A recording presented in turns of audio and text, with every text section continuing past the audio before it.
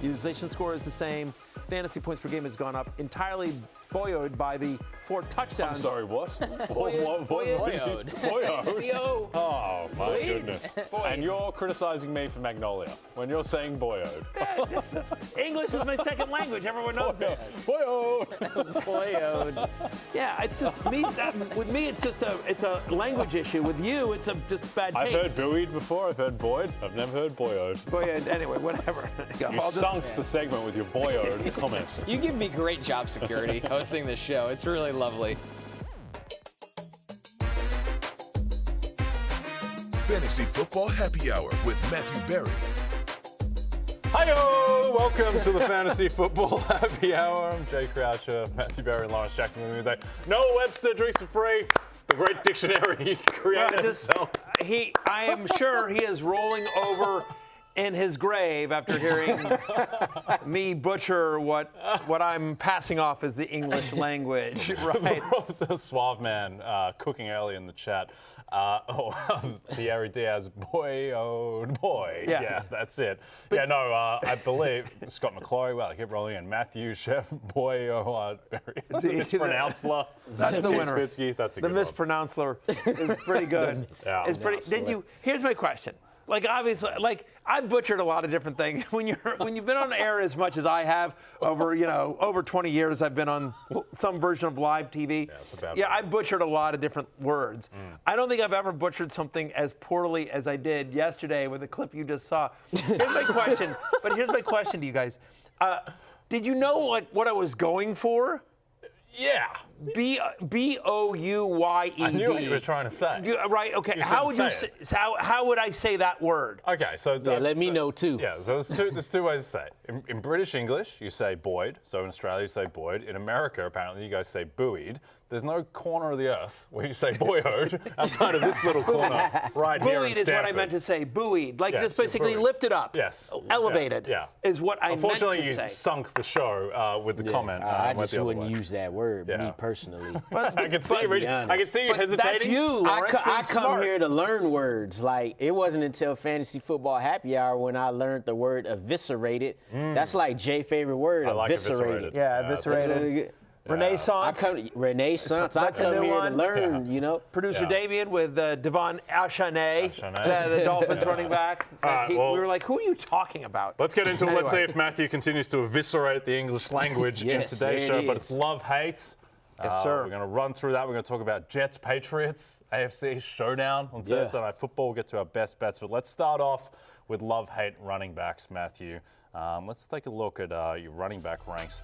1 through 10, headlined by a guy who's not had a great season so far, but it's still upside. Ashton Jeanty comes in at number 7. If you told me before the season that Ashton Jeanty was going to come in after Rico Dowdle on a running backs ranking, you would have thought very strange things. But Ashton Jeanty, there have been some signs of life, and he's getting a lot of usage as we see his game log dating back to week 4, which is his best game of the season against the Bears. He had 22 touches against the Broncos. Didn't do a great deal with it relative to the workload, but gets up the end zone and scores 15 points. Yeah, he was a superstar, if you remember that Thursday night game. Relative to field. In the land of the blind, the one-eyed man is king. And the usage, I think, Jay. Yeah, of course. There's one that maybe Lawrence learned that one too. By 2026, you won't be able to say that. Yeah. Unbelievable. Yeah, that's a good one. So the usage, Jay. I'm going to try to give some fantasy advice here. Okay. The usage, Jay, that you mentioned is sort of the key, right? To your point, since week 4, Ashton Jeanty averaging 19 touches per game. He's got a 15% target share. Here's why I bring up that number, 19 touches. Because he plays the Cowboys this week. And running backs that have seen at least 15 touches, just 4 measly touches less, Lawrence. Running backs that have seen at least 15 touches against the Cowboys this year are averaging 130 yards from scrimmage this year. So you're telling me Ashton Jeanty's averaging 19. Running backs that get 15 against the Cowboys get at least 130 yards from scrimmage. They've also given up at least 30 fantasy points to running backs in 4 of their past 6 games. So ergo, ipso facto, therefore, Ashton Jeanty makes the love list. He's my running back 7. I think he has a big game against Dallas. Yeah, obviously you got to start Ashton Jeanty everywhere. Yes. I'd be a little concerned that the offensive line is basically me and Lawrence out there for the Raiders. You got players left. Yeah, you got faith though, because you saw him get a little better versus the Jaguars. Then they stunk against the Broncos. So I got enough faith in the offense. Even in a game against the Broncos where everything just turned. Yeah, right. He still was the one guy who still got into the end zone. Still got you. So against Dallas, gotta love it. Yeah. We'll see what Dallas' defense does now that Quinnen Williams is in the middle. But regardless, you're starting Ashton Jeanty. Kade Jammer 89, Jeanty better get no less than 25 touches or Chip Kelly better walk to Mexico. Wow. Mexico. I don't think Chip would make it. Yeah, I don't think he'd make it on that walk. Especially if he's walking. Can you imagine Chip Kelly at the border and they're like, I'm sorry, but we've seen your offense. We don't want you over here. We don't want you here. Keep that over there. Keep that over there. Picturing Vince Vaughn at the end of season 2, a true detective walking in the desert. Didn't work out great for Vince there. Probably wouldn't either for Chip Kelly. I was hoping, spoiler alert, I was hoping he'd make it. I was sort of rooting for Vince at the end of True Detective season 2. I understand didn't care. why. I didn't care by the end. It wasn't a great season. It was not a great season, but I still sort of cared. I wanted him to make it. Yeah. Anyway. Oh well, a guy who is making it, Lawrence, is Rico Dowdle, who is now workhorse running back for the Carolina Panthers and gets Falcons run D that just gave up 244 yards to our man Jonathan Taylor. I would sit here and say, you know what? He won't get 200 rushing yards. But Rico Dowdle has a 200-yard rushing game this season. But what we saw last week finally out of Rico Dowdle, that when he starts, he's just a regular man. He's mortal. He can be held under 100 scrimmage yards. It was the first time that he's been held under 130 scrimmage yards in the first game since he's been starting these games. But now going up against these Falcons, who allow the 5th most points to running backs in fantasy, Rico Dowdle gets a great matchup here. It's not a game where there's a crazy spread. He's going to get north of 20 touches, and you love that against this Falcons run defense who's light up front. Yep. If you're watching Atlanta Falcons, it's time to cure the unseriousness around this football team. Like, this team's a mess. Like, you can't load the box. You can't go 3-7. Like, there's too much talent on this team to be 3-7 to win this game. And keep if they do go to 3-7, if they do finish third in the NFC South. It could be 4th. They're only one game ahead of the Saints. Yeah, that's right. Yeah, Tyler Shuck has given them life. Yes. Which is crazy. Shucky. I mean, are they cleaning house? Lawrence, you're a Falcons fan. Is Raheem Morris gone? If they signed Kirk Cousins' $100 million deal. They use a top 12 pick on Michael Penix. I gotta feel like something would probably be brewing there because look, you're finding ways to lose these close games. You had a chance versus the Patriots. You had a chance versus the Colts. You find ways to lose. Yeah. The better teams find ways to win. So now you get the Panthers, who just lost to the Saints. You have to win that game. That 30-0 blowout weeks ago. That doesn't matter anymore. You should be the better team. Yeah, the Colts game, whatever. The Falcons played reasonably well in that game. The Patriots one, though, down there, you lost the game and basically cost yourself your season because someone snapped the ball to Michael Penix when he wasn't ready for it and took an intentional grounding penalty to effectively kill the playoff hopes. Cameron Aziz, hey guys, need to sit one running back in half PPR in a big matchup. Jeanty, James Cook, Rico Dowdle, Travion Henderson. It's Travion Henderson. Now, listen, there's suggestions that Travion Henderson is going to get a big workload tonight, but I think, he's the guy that you feel less. I think all guys should have a good game this week, but Henderson is who I would sit here. There's just for sure. less of a track record, less certainty about his role. I saw a humble brag as well, Cameron, having 3 of Matthew's top 7 running backs. The thing is, those other guys is definitely getting 20 touches. Yep. We don't know that for sure with Travion Henderson. Indeed. A guy who might get 20 touches this week, Matthew, is Jaylen Warren, who faces the great elixir in fantasy, the Cincinnati Bengals defense. I mean, honestly, do I need to give analysis? I honestly, you don't have to. You could just say, who's the running back playing Cincinnati? Good, I'm in. But fine. I hear you, America. I hear you screaming at the television set. I hear you listening to the podcast saying, no, Matthew. Barry, I'm begging you, please give me some bad Cincinnati Bengals stats. I got you, America, as well. Bengals give up 185 scrimmage yards to opposing backfields this season. 185 scrimmage yards. Lawrence, they give up 33.5 fantasy points per game to opposing backfields. That's impossible. Yeah, it's crazy. When Jaylen Warren played Cincinnati Week 7, he had 158 yards from scrimmage. He averaged 7.9 yards per touch. I'm not done. Cincinnati's given up at least 16.9 fantasy points to a running back in 4 of their past 6 games. 4 of their past 6. A running back's gotten at least 17, and so then now you've got Jaylen Warren who Kenneth Gainwell isn't even a thought. Aaron Rodgers doesn't want to pass. Doesn't need to. He's got Cincinnati. It's the gift that keeps on giving. Yes, the Bengals, they bone you unless you have a running back going against them, in which case... They anti-bone you. They're anti-bone you. Yes. Yeah. Either way. Converted. Unboned. Yeah. They unbone you. Yep. Yes. All valid points. Matthew, one of the best things about betting is that when you have a lot of money on an outcome, you get really familiar with the characters that you're relying on. Sure, of course. And you just kind of develop a closer connection and understanding. And we had a lot of money on the Houston Texans last week. Houston, I did. Yes, we did. Against the Jags and their run defense. And I was stunned at the end of the game. What I was cheering for is, stop trying to feed Nico Collins. Let's just feed Woody Marks. Let's feed this rushing offense that the Jags cannot stop. They're just doing whatever they wanted on the ground. And now Kimani Vidal gets this same Jags defense that is not in a good place at all. And since they stopped forcing a lot of turnovers, they've been a very mediocre defense. The Chargers are 3-point favorites in this game, ticking up as well. So I think they'll have game script. And Kimani Vidal is the clear number one in that backfield. Favorable matchup. So he's on the love list for me this week. I like it. Okay, let's jump to some others receiving votes. Sure. Headlined by Chase Brown, who's also in that matchup against the Steelers, which was an epic shootout when they played a few weeks ago. He's in a matchup against the Steelers. He's in a matchup against producer Steven. For me, I think he does well here. Since Joe Flacco became the starter, he's the 11th best running back in fantasy football. 3 straight games with over 100 yards from scrimmage, playing 95% of snaps. Last week, he got 100% of the Bengals running back touches. Now, Samaje Perine dealing with that ankle sprain. He did not practice yesterday. He left the game early. The expectation here at the moment of taping is that Perine does not play again this week, or if he does, he'll be severely limited. So Chase Brown, he's my running back 13. He should get a ton of work. How about Woody Marks, who you just mentioned, played 78% of the snaps last week, playing the Titans, who give up at least 16 fantasy points to a running back in 6 of the last 7. And finally, if you're desperate, how about Sean Tucker? Again, there has been a Bucky Irving sighting at practice, but it's still going to be Rachaad White and Sean Tucker. Over the last 2 weeks, Tucker's had 44% of the Buccaneers' running back rushes. He's gotten 50% of the team's goal-to-go rushing attempts. They like him when they get in close as well. And so this Buffalo Bills defense, you can run on Buffalo. They give them the 3rd most yards per carry to a punting running back. So I do think that, look, I have Tucker at 31. Let's be real. I have Rachaad White over him. But I do think he probably gets maybe 10, 12 touches in this game against the Bills and with a shot at a touchdown? Yeah, if you could get like 8 to 10 fantasy points out of him in your start, like that's what you should expect. Anything over that is like, I started him. I'm lucky. That's about it. Yep. Yeah. Also, we think we saw Bucky Irving at practice. The photo was so far away, it may have been a Bucky Irving mannequin. Yeah, could have been somebody in a Bucky Irving jersey. It was me. Could have been a fan. Could have been Lawrence. Lawrence Jackson. All right, let's jump to the hate list.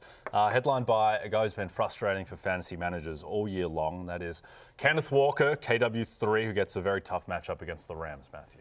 If I said to America, I said, I want you to start every top 40 running back this week, you still would not start Ken Walker. Since week 5, he's running back 41 in fantasy points per game. He's had single-digit fantasy points in every game during that stretch. He's averaging about 1.3 target per game. So he's not involved in the passing game.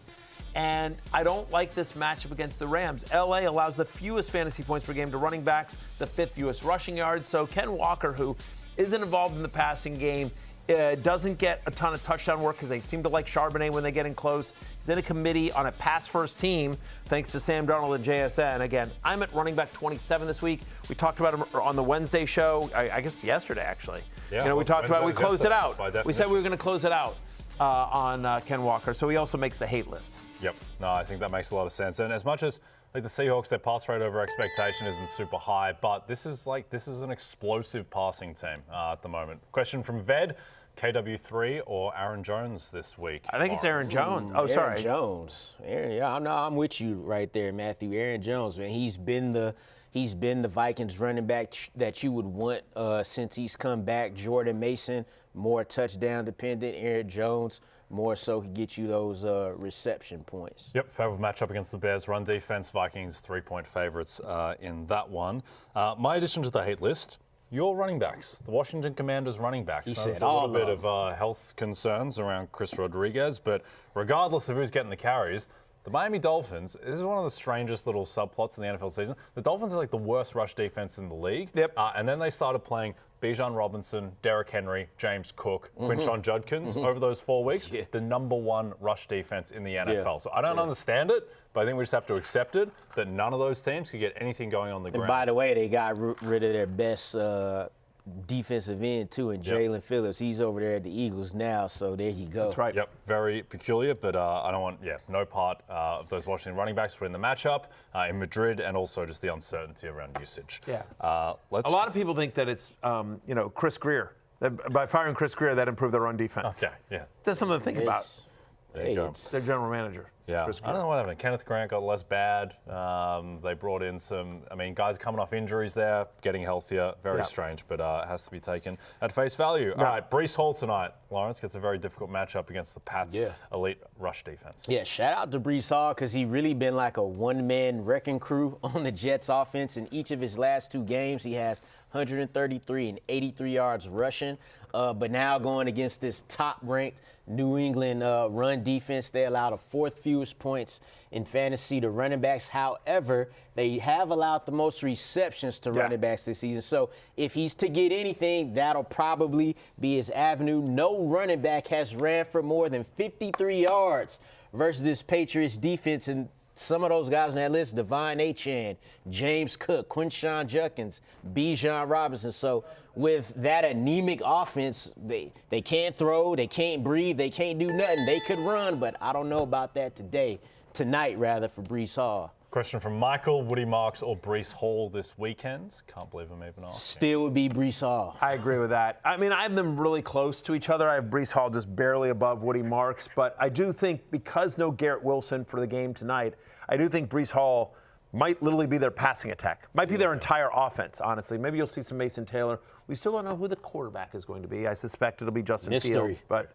yes, Aaron Glenn playing tricks with us. Yes, playing tricky Aaron Glenn. Playing checkers while everyone else is playing chess. It's unbelievable. All right, let's jump to love-hate pass catches. Take a look, Matthew, at your ranks. 11 through 20, headlined by Jaylen Waddle, coming off a great game against the Bills and has been resurgent ever since Tyreek Hill went down. Yeah, he's averaging 16 fantasy points per game since Tyreek Hill went down. At least 80 receiving yards in every game since then, but 1. And then you get to my Commanders, and my Commanders are just so brutal on defense. They're beat up. Dan Quinn's going to take over the play calling. I don't know that it's going to really matter. The Commanders are going to have at least 20 fantasy points to an opposing wide receiver in 4 straight games. So if you're telling me somebody on the Dolphins is getting 20 fantasy points from the wide receiver position, I think it stands to reason Jaylen Waddle will be that guy. He's my wide receiver 11 for the week, as we just saw. The Commanders' pass defense, it's a comedy sketch at the moment. I thought the defining moment was, I can't remember who the Seahawk was who caught the touchdown. I think it might have been Elijah Arroyo. And at the same time, they cut the JSN streaming down the other sideline 5 yards open. Why aren't I getting the ball 5 yards open? Oh, the other guy's 5 yards open. He's like, all right. How do you have 2 guys streaking down each sideline wide open? It was unbelievable. And I was so annoyed that they didn't throw it to JSN because I had the anytime touchdown as one of my part of my parlay. Yeah, unbelievable. But, but Darnold was probably like, I throw a lot to him. Let me give this guy. Sam Darnold was just like, All right, low hard bricks, start 2 this week. Rome Dunze, Jaylen Waddle, Ladd McConkey, Nico Collins. I think it's still, I don't think he can screw it up. I like all 4, but I'm going to go with, we just talked about Waddle, and I'm going to say Nico Collins. Nico. Yeah. For me, Nico had over 100 last game. Yeah, he got his 100 yards. You know, as good as Ladd McConkey is, you've got Gadsden, and there's just a lot of mouths to feed, and you can see a scenario. Again, you have to nitpick here. I like all 4 of those guys, but if you ask me to pick 2, I pick the 2. The other thing too is like Davis Mills. He's not good, but he's bad in like a Nick Mullins type of bad, where you can still accumulate passing yards, as opposed to a Dylan Gabriel type of bad where there's just like nothing happens. All right, let's speaking of Dylan Gabriel, let's talk about his team who faces Zay Flowers. And the Browns, as good as their defense is, they have struggled a bit against wide receivers. Yeah, they're the second best passing defense. However, they're middle of the pack when it comes to allowing points to receivers in fantasy. And with Zay Flowers, man, you know what you're going to get. In 6 of 9 games, his receiving yardage is in the 60s or the 70s. So when you have Zay Flowers in your lineup, that's what you're going to get. In week 2 versus them, he caught 7 of 11 targets for 79 yards. And Cleveland is one of 12 teams to have allowed double-digit touchdowns to receivers. So He don't get a lot of touchdowns, Zay Flowers. He only got one this season, but he has a better chance to do it this weekend. I think your ranking of him this week, Matthew, at 18 is a nice spot for him. You're welcome. Yeah, well done, Matthew. That's a good job. It's a good job by you, Matthew. Thank you very much. Great rankings. Matthew, there's been a lot of chat about A.J. Brown, a lot of angst. Just a comical ongoing little saga there. It feels like, by the way, it's been going on for like 2 years. It's exhausting. And the other thing about it is not only is it exhausting, but like it doesn't sort of matter. They keep winning. I get that the Monday Night Football game was ugly. It was brutal. In the world of fantasy, we're like, ugh. And I'm sure ESPN wasn't thrilled with it either. But at the end of the day, they won. 10-7, it wasn't pretty, but whatever. They won. The Eagles keep winning. I know it's ugly and it's blah, blah, blah, but they keep winning, Lawrence. So it's what was that other? It was the Raiders and the Broncos, right? That was also 10-7. For some reason, that was the Thursday night game. Yeah, both games was 10-7, but I just feel like the Packers and Eagles one was just like better. Oh, yeah. I mean, those two great defenses. Yeah. Like it wasn't balls being thrown in the dirt by quarterbacks, you know what I mean? Yeah. It was two great defenses playing really well, and the other one was two really bad quarterbacks playing really poorly. That's right.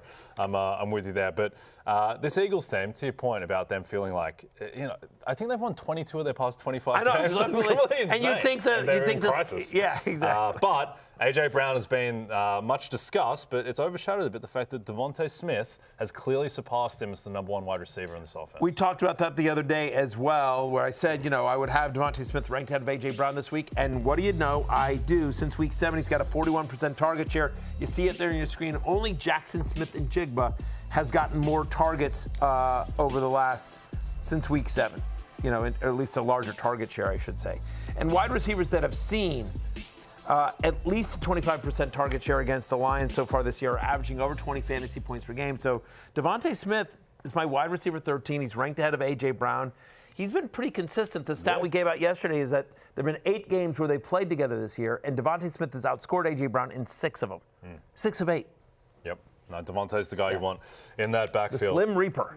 It's been bad, guys, for DK Metcalf. It's not been the season that everyone wanted. There was an okay start, and he housed that long touchdown catch and run against the Vikings. Ever since then, it's been rough. But if there is anything that can cure DK Metcalf, it is the Bengals defense. I understand they're bad on the ground. They're also bad in the air. They're bad in every way that you want them to be bad. And he was only 3 for 50 against the Bengals in the first matchup. And Rodgers threw touchdowns to every tight end on the roster as Arthur Smith reached Nirvana on live television. But I think that DK Metcalf, if there is ever a game where he can get fixed, it is this one against the Bengals. Yeah, and I think it'll come, it probably won't be on high volume. That's just not how he does it. 4 or 5 catches, 110, 125 yards. And we know the Bengals are susceptible to that. Just ask Chase Loveland. Colston, you mean? What'd I say? Chase. Colston Loveland. Yeah, Chase is a member of the Bengals. I can see what was going on. I'm thinking Jamar Chase. Chase Brown. Colston Loveland, rookie out of Michigan, yes. Yeah. I mean, look, I do chase love. And chasing Loveland, it would be fun. I could see that. Yep. Loveland would be a fun amusement park. Oh, no, it sounds maybe not fit for Peacock. Yeah. Anyway, something that is fit for Peacock. You're saying Peacock isn't about love? We have Love Island. Oh, we do have Love Island. Yeah, it's been spoken for already. Yeah, exactly. Kind of have Loveland to compete with Love Island. A guy who's been on a Love Island. Do you ever think that they might? Because it's so successful, Love Island. So successful. Huge hit. And they've tried different spin-offs. Do you think they would ever do Peacock Island? I don't think so. Yeah, that would be strange. I'm just curious. Yeah. To be honest, Love Island kind of overshadows Fantasy Football Happy Hour. I'm not happy about it. You want to talk about where our budget goes? It's going to Love Island. Love Island's a moneymaker. But I'm just saying Peacock Island. And you could shorten that as well. Like if that's too much of a mouthful. Cock Island? Cock Island. Sure, there you go. I won't be there. Yeah. Just something to think about. Just a little suggestion for the suggestion box there and, for the Peacock executives. Okay. Just something to think about. Tell me you wouldn't watch that. Of course you would. I wouldn't watch it. I generally wouldn't watch it. I have no interest whatsoever in Peacock Island, abbreviated or otherwise. A guy who's been on tight end 1 island recently, Matthew, is Dalton Schultz against the Tennessee Titans. Dalton Schultz is he's kind of the version of Hunter Henry that we saw earlier in the season has become Dalton Schultz of late. It's unbelievable. Since week 4, he's got one game, literally one game with below a 19% target share. Since week 7, he's the 6th best tight end in fantasy football. He's had at least 13 points in 3 of the last 4. The ultimate, he can't keep getting away with this kind of player, but he is. And you see it right there on your screen. He's a top 10 play for me this week at Tennessee. Yep, very favorable matchup against the Titans team that can't really do anything well at the moment or this year. All right, let's get to others receiving votes. Talked about a lot of plays in the Bengals-Steelers matchup. Matthew, what's one more? T. Higgins. What is one more? 3 of the 4 games that he's played with Joe Flacco, comeback player of the year, Joe Flacco, of course. Yep. He's gotten at least 8 targets. He's gotten 4 touchdowns in the last 3 games. And oh, by the way, for all the bad Bengals stats, and I have a lot of them, here's one on Pittsburgh. They allow the most yards per game to perimeter wide receivers. T. Higgins plays on the perimeter. Yeah. Look at that. Ipso facto. How about them apples? Ipso facto, therefore. How about Khalil Shakir? There we go. Khalil Shakir against the Tampa Bay Buccaneers, by the way. Cade likely out. Yeah. In games in which Shakir gets at least 20% target share, he averages over 14 fantasy points per game.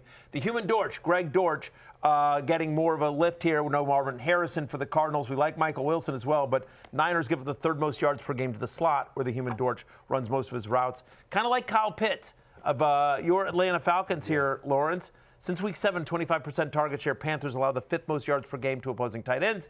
And finally, Cade Otton, who we've talked about on this show quite a bit. Since week 5, he's the 10th best tight end in fantasy football. He's had double-digit fantasy points in every game during that stretch except for 1. And last week, a 28% target share. He's averaging over 7 targets per game. Yeah. You know, especially, again, no Mike Evans, no Chris Godwin. It really seems like it's Tez Johnson, it's Emeka Egbuka, and Cade Otton are kind of the 3 main targets for a fairly pass-heavy offense in Tampa Bay. Sterling Shepard's just not doing anything these days. Yeah. It's such a question from here comes Scatterboo. That's why I do split screen. Okay, this isn't going to be a question. Love Island on one half, FFHH on the other. Unfortunately, Fantasy Life doesn't have a discount code for Love Island. Maybe this is true, we don't. Although I will say this, if you subscribe to rotopass.com and you'll get access to Fantasy Life, you get access to a bunch of other great premium sites, and you get a 6-month subscription to Peacock. That lasts until the end of this year. But yeah, we're running a promo now where, you know, if you want, you get a free 6 months of Peacock Premium. Okay, there you go. So there you go. Scatterboo. Yeah. Little rotopass.com. This afternoon. It's so funny. Kyle Pitts he's lived so many lives in the NFL, right? Like a generational prospect, promising rookie year, but no touchdowns in America. Complete bust. And now he's settled into being like mid-career Austin Hooper. Man, I was just about to say that because when as you're talking, I'm thinking, man, Austin Hooper was the tight end when the Falcons went to the Super Bowl. Yeah. And he was all right. He was just like, he was the year he was the #1 tight end in fantasy. Austin Hooper had one amazing year in fantasy football. Wasn't nothing crazy or nothing besides that. And that's where that's where Kyle Pitts is. He's going to have a lengthy career of sorts. Be more. Yeah. Please. All right, let's jump to the hate list and other people that we hope can be more. Xavier Worthy has increased competition on his own team and difficult competition on the other side of the ball in the Denver defense. Yeah, we talked about this yesterday as well, where I said I'm closing it out on Xavier Worthy. Since Rashee Rice returned, he's averaging just 8 fantasy points per game, under 4 receptions, under 40 receiving yards a game. And Denver allows the 2nd lowest completion rate on deep passes, which is so much a big part of Xavier Worthy's game. If you're starting Xavier Worthy, that's what you're hoping for. You're hoping for a long touchdown pass, like a 70-yard touchdown that sort of makes your day on that one play. But Denver is so good against that, and he's just not playing or getting enough targets with Rashee Rice back, and obviously Kelsey's always going to get his. Yep. Fascinating game. I'm very excited for this one. I think they kill him. I've been on record as saying I think the Chiefs win. I think they cover. Yep. They cover the 3.5. Yep. As we look at Xavier Worthy's game log since week 7, not a lot. Not a lot there. No. They're still giving him some jet sweeps, some rushing work, but for the most, he's still getting targets, but it just hasn't been the explosive deep stuff. Yeah. And Rashee Rice takes so much of the intermediate route tree that Worthy was getting for a time. All right, Jameson Williams is my name for the hate list. Yeah. How can you hate Jameson Williams?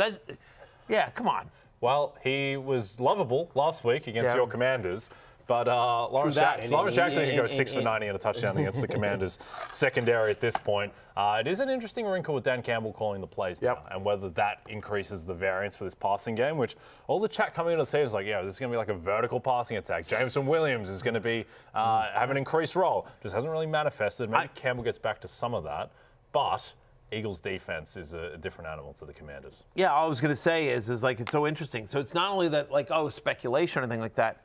Like when NBC, we had the Hall of Fame game, the Hall of Fame preseason game, the first game of the season, and it was Chargers-Lions.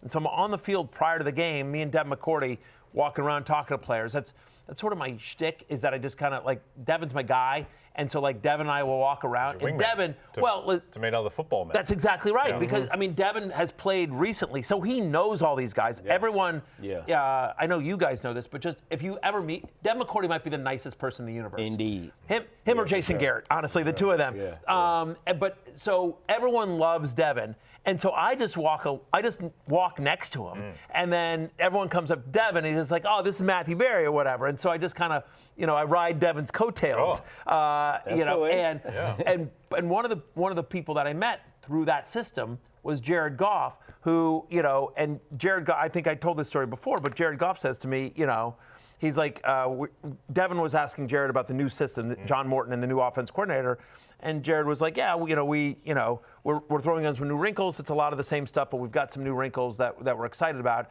And then Jared Goff just literally turns to me and goes, don't worry, Jahmyr Gibbs is still going to score plenty of points with a smile. So it's like he knew who I was or what I did, right? And so I said, all right, so you know what I do. Give me a sleeper. And Jared Goff says, Jameson Williams. He's like, he's having a great camp. Like he's Jared Goff lied to you.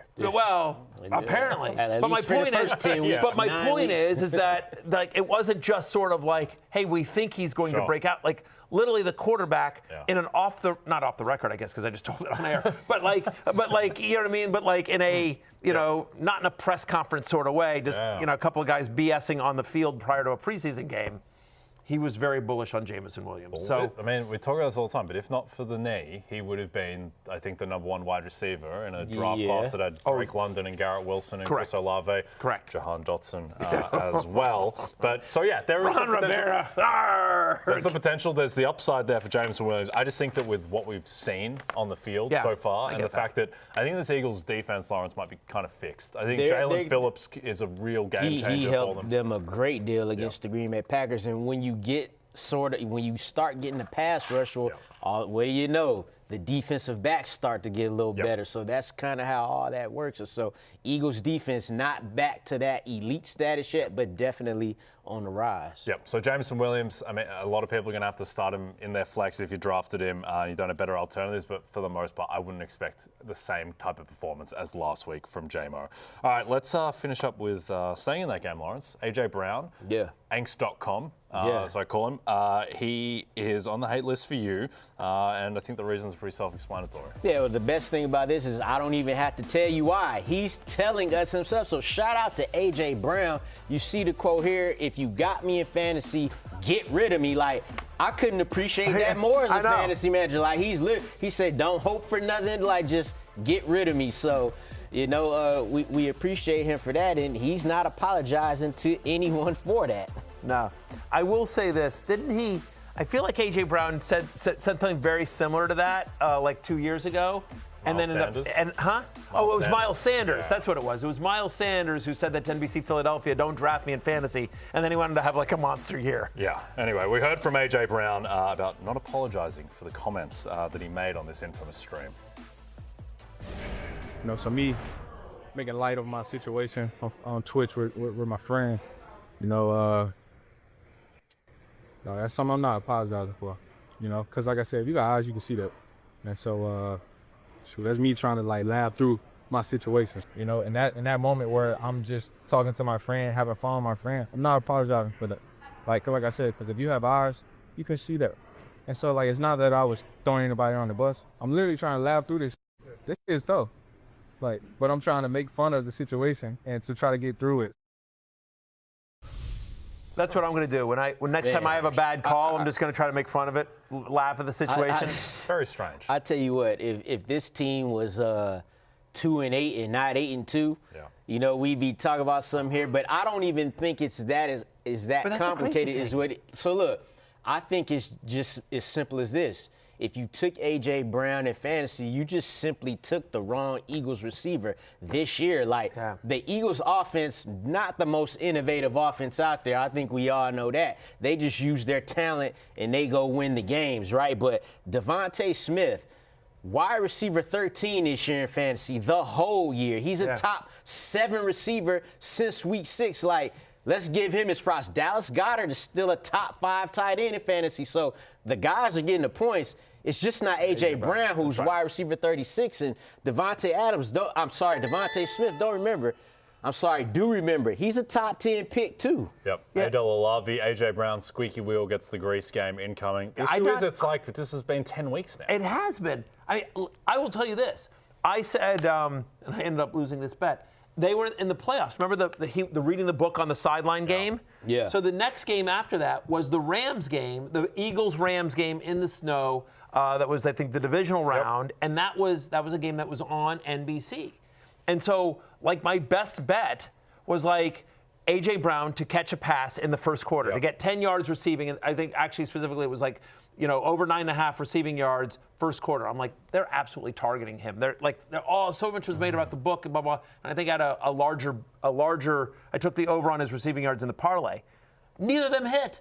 Like, he did, in fairness to me, they gave him one pass that had he caught it, it hit him in the numbers, and he just dropped it. It was like 10 yards deep. And so had he caught the one pass, that would have cashed. So he did drop it. But, like, he didn't do much in that game against the Rams. Like, again, and that was after a week of everyone, like, he's on the sideline reading a book. Yeah. And, so no, I disagree with the comment that he might have a big game. But he also, it might be three more weeks until he does. It used to be like that. Like, probably 2 years ago, whenever he would say something, then he would go out and have 125 yards. But he's been kind of doing this, like, every 3 weeks now. Yeah. And it's not happening. I will tell you, like, we're doing that game. That's our game. Detroit at Philadelphia this Sunday. The three of us, Fantasy Football Pregame, will be live from the link on Sunday morning, 11 a.m. Eastern, all the way until kickoff, answering all your questions. Hashtag FF Pregame will be on YouTube and Peacock. Yeah. And then that night, Football Night in America will be live from the link, and I'll be on the sideline. Yeah. I will have to do a parlay. I will have to do a best bet as part of my role on Football Night in America. I am not touching the Eagles. I might take some unders, but I'm just telling you right now, like, I don't have a feel for this offense at all, other than maybe I might take an under. But I like DeVonta Smith. Yeah, some Goddard, some DeVonta Smith, but, like, Saquon's been up and down. Hurts has been up and down. Yeah. Like. Almost the most frustrating thing with A.J. Brown is that there's clearly a very good player in there somewhere. And it does manifest like week to week, like the game against the Vikings, like he ices it with the big catch at the end. He's still clearly got the talent. It's just that he just completely disappears. They just don't need him to be that for them to win games. It's really just that simple. And if, like that Vikings game, he was called upon, he made the play because he's still that guy. Yep. Very confusing. All right, we're going to hit our first break. When we come back, love-hate continues with the quarterbacks.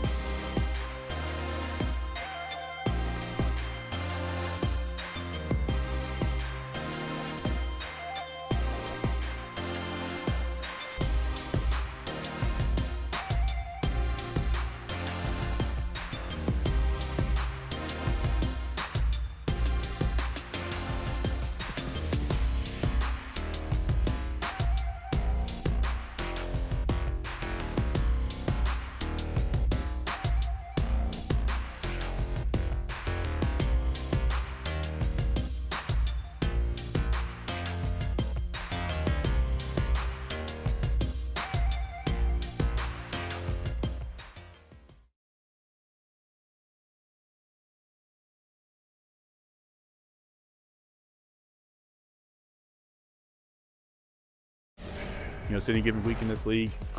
Just coming off a win, and they got great players, so we got a tough task, and they're coming here with one to beat in division. We're wearing whatever jerseys, and they're gonna have something to play for, and they still do. So they're gonna be a tough challenge, and I think it's, like I said, any given week. So you gotta prepare on a short week and kind of win that battle.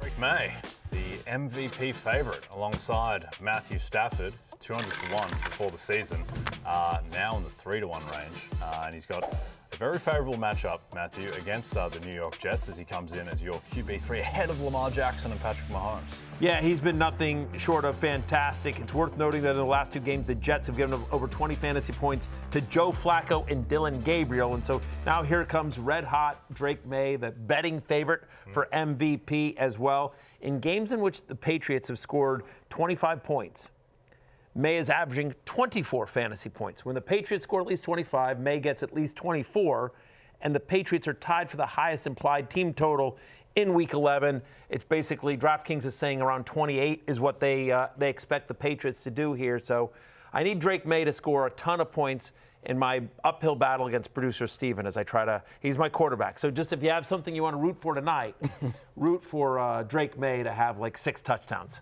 Yeah, it seems implausible Dylan Gabriel was able to compile that many fantasy points against any collection of sentient human beings in any walk of life, really. But no, it should be a big game for Drake Maye. His he already kind of had his initial big moment on the national stage against the Bills on Sunday Night Football, but this is really, I think this is going to be the kind of coronation type of night where he does whatever he wants against the Jets.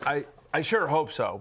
By the way, and also just for America's sake, because after Broncos Raiders last week, a nation is scarred. Yes, we need something to cleanse the palate. Even though the Jets are, I know. Even though the Jets are a really bad football team in the NFL right now, if Drake Maye goes out there on that prime time and puts up like 5 touchdowns, I think that's, as far as the betting odds go, that's really going to put him out there with this MVP.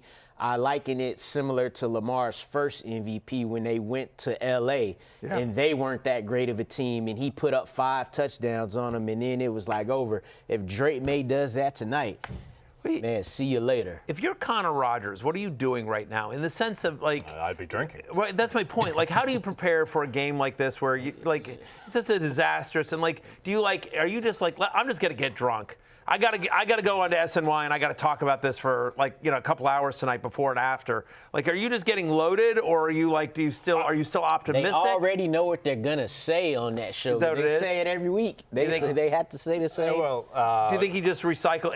Did he say to some PA, "Give me my notes from week 6"? That was good. I will say there is kind of a weight lifted because the season has descended into farce, so you can just kind of have some fun with it. So tune into our friends at SNY to see Connor Rogers' thoughts. Staying in the AFC East. Tune in for his thoughts. Stay for Todd Zeal.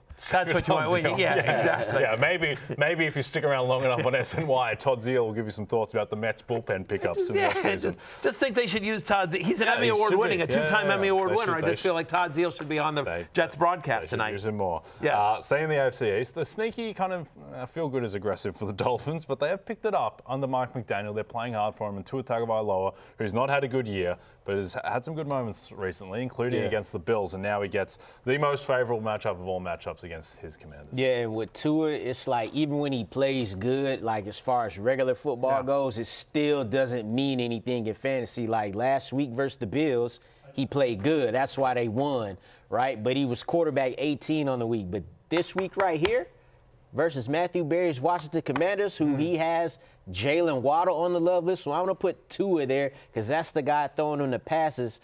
Washington allows the second most fantasy points per game to quarterbacks.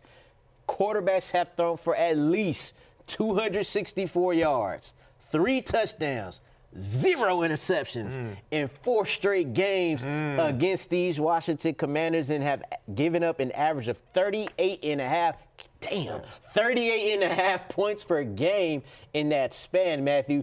If Tua's going to get back to those good fantasy days of a couple years ago, this is definitely the time to do it. Years from now, we will notice that there are a lot of kids in Madrid that grew up thinking Tua Tagovailoa was the greatest quarterback of all time, was the Joe Montana of his era. Yeah. We got Spanish kids wearing Tua jerseys, German kids wearing Tyler Algier jerseys. Look, when they're making their all-time teams for over there, the quarterbacks are going to be Tua, and the 2 running backs are going to be Jonathan Taylor and Tyler Algier, because that's who they saw score the touchdown. Yeah, that's right. A lot of kids wearing Tyler Algier jerseys to school overseas. Yeah. All right. Well, maybe Tua Nation in Madrid. Maybe some kids in Jacksonville can buy some Justin Herbert jerseys because it might be a better alternative to their quarterback at the moment. But very favorable matchup for Herbie fully loaded, Matthew, against the Jags. Since your Jaguars, Jay. My Jaguars. Yeah, of course. You and producer Stevens. Yeah, you and producer Stevens Jaguars since week 5.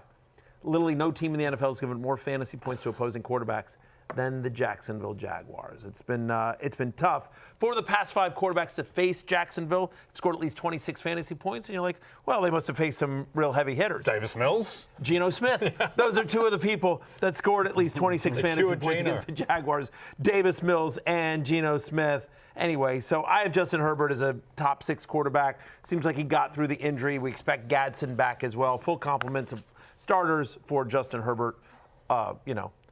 Rocket ship emoji. Yes. Okay. Regardless of who the quarterback is for Houston, I think it's probably going to be Davis Mills. That's what the market is reflecting at the moment. But if it's Davis Mills or if CJ Stroud does make a faster than expected recovery, I think they have a very favorable matchup against a Jags secondary that has had no answers for everyone. The Jags and the Commanders give up the most explosive pass plays in the league. And Davis Mills, Tennessee, you mean, not sorry, Jacksonville. Tennessee. The Titans. Yeah, the Jags' badness is still lingering on the mind. But Davis Mills showed that he could get the ball to Nico Collins, which is really the main thing in this passing offense. So 2 quarterback league, I think that Davis Mills is not the most appetizing option in the world, but I think there are probably worse options. Let's look at others receiving votes and my arch nemesis, Matthew, headlines at Joe Flacco. Yeah, look. In 4 starts with the Cincinnati Bengals, he's averaging 25 fantasy points per game. He's had multiple touchdown passes in every game. Quarterbacks facing the Steelers this year, averaging 290 passing yards. And then Marcus Mariota against the world beater Tua Tagovailoa. He's had 16 fantasy points or more in 3 of his 4 starts. By the way, the Dolphins, only one team in the NFL gives up more rushing touchdowns to opposing quarterbacks than the Dolphins. So there's a good chance Mariota gets in for one as well. You see it right there on your screen. It's my QB 12 this week. If you need a streamer, you could do worse than Marcus Mariota. Okay, let's jump to the hate list, headlined by Bo Nix, who keeps getting away with it, keeps winning games, to be fair to Bo Nix, and he has come through in the clutch in some key moments, but gets a difficult matchup against the Spags-led KC defense in a game that the Chiefs have to have. Yeah, you want some bad Bo Nix stats? I got bad Bo Nix stats for you. Get this. Since week 6, Bo Nix is 30th, which is not good. 30th in yards per pass attempt. Here's the quarterbacks he's ahead of. J.J. McCarthy, Davis Mills, Justin Fields, Dylan Gabriel. That's the list. That's the only quarterbacks he's ahead of in yards per pass attempt. Anyway, and this, you mentioned the matchup with the Chiefs. 2 weeks to prepare for this game. That is the Chiefs season. Andy Reid off of a bye, Steve Spagnuolo off of a bye. Since week 2, the only quarterback to throw multiple touchdown passes, more than one, against the Chiefs was Jared Goff. That was all the way back in week 2. No thank you on Bo Nix. He's my QB 18 for the week. Okay, Trevor Lawrence. The lesser Lawrence of these two, Jackson and this Trevor. season, yeah. Yeah, he gets a matchup against the Chargers defense that just made Aaron Rodgers look 60 years old. Exactly, and they allowed the 3rd fewest fantasy points per game. 2 quarterbacks. Speaking of Aaron Rodgers, he was quarterback 22 versus the Chargers. The 2 previous quarterbacks before that the Chargers faced was quarterback 26 and quarterback 21. So Trevor Lawrence himself, he's got 2 touchdown passes, 2 interceptions in his last 3 games. Now, he could get something with his legs, but I don't know that'll be enough versus this Chargers defense, I think they starting to turn up too. Like we talked about that Eagles defense, that Chargers defense starting to do the same thing. Yep, Khalil Mack back is a huge boon for that defense. Yeah, Jesse Minter really putting his resume together only to be turned down for the Giants to get Mike McCarthy. Yeah, Mike McCarthy or Antonio Pierce. Yeah. Yeah, no, that'll be great. Okay, hey, by the way, controversial take, they'd be better off with Antonio Pierce than Mike McCarthy. Yeah, I think that's okay. I would that's say a reasonable so, take. yeah. I mean, they're both. Antonio Pierce is a New York legend. Yeah. Well, he's a culture changer. Yeah. Just can't punt from the opposing. No, of course not. He's not a strategy guy, but But honestly, if he gets a good coordinator, Antonio Pierce in the right situation would be like a Dan Campbell type. Sure. Yeah. You know what I mean? Like that's more about if they could start winning, and he get on a roll. Yeah, just more about team CEO than really necessarily the X's and O's kind of thing, you know? And yep, potentially. Anyway, well, hopefully it's not Mike McCarthy. I worked with Antonio Pierce for a year at ESPN. He's awesome. Yeah, like if you meet him, he is an awesome human being. Seems hyper charismatic. Yeah. Another guy that people like, Jared Goff, but he's on the hate list for me this week against the Eagles. Very difficult defense. Spoke about this, talking about Jameson Williams. I think this Eagles defense is back to being the top 3-4 unit that it was last year. Having Nolan Smith and Jalen Phillips off the edge makes everything easier for that secondary. And I think that this Eagles team is going to have the same recipe that it did last year if they're going to make a run to the playoffs. It was the defense that won them that Super Bowl much more than the offense. All right, we're going to hit our last break. When we come back, our best bets for Jets, Patriots, blockbuster on Thursday Night Football. Come on.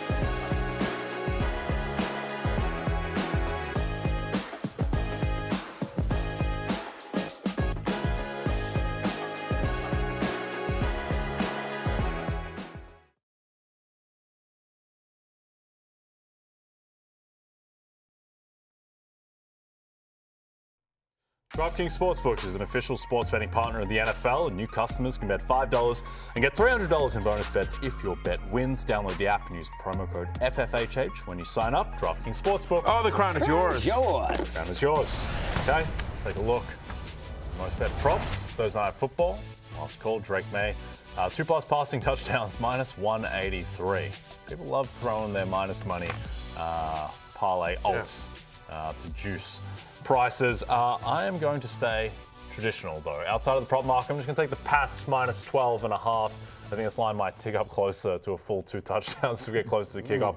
I think that the Jets, I thought they were very much outplayed by the Browns, which is a problem because the Browns are not particularly good, and they depended on these crazy special teams players, just crazy kind of individual plays on a play-by-play basis, though. I thought the Browns were the better team, and I just don't see how they keep up with this Pats offense. I think that this Pats team has shown that they can blow out bad teams repeatedly, and I think they will do so tonight. What do you got, Linus? You know how they're going to try to keep up when they get down by those 2 touchdowns, like you said? They're going to throw it, and they're not going to throw it down the field because they ain't that good at that right now, but they're going to throw it to Breece Hall. So I'm taking him to get 3 receptions at plus 101. Like you said, even though he hasn't done this since week 5, they're going to be down by a few touchdowns. And Breece Hall's the pass game right now for them. No Garrett Wilson in there. You got Mason Taylor out there. So give me Breece Hall 3 receptions. Okay, what do you got, Matthew? I like that. Mack Hollins, one of my favorites. Mack Dad. Mr. No Shoes. The Mackler. Mack Hollins over 37.5 receiving yards. Look, season highs in route participation and target share last week. Had a 34% target share. Again, no Kayshon Boutte against this Jet secondary that has, to be kind, struggled for the season, right? I mean, as well. And so they'll take a couple of deep shots to Mack Hollins. We just talked about earlier in the show that how much we like Drake Maye. So give me Mack Hollins over 37.5 receiving yards tonight.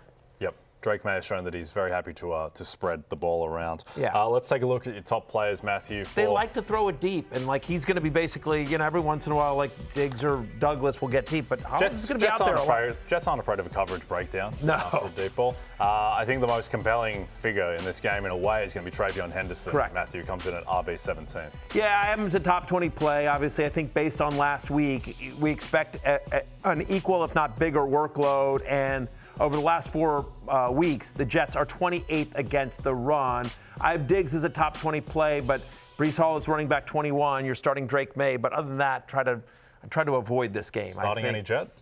I'm not starting Breece Hall. I would start Breece Hall. Outside of Breece Hall, I guess if you're desperate, you could hope for something from Mason Taylor, but assuming Justin Fields starts, no. I would not. All right, that music means it's closing time. You don't have to go home, but you can't stay here. For Lawrence and Jay, I'm Matthew. Go read my 10 Facts column on NBCSports.com. We'll see you tomorrow. Good luck tonight. Peace out.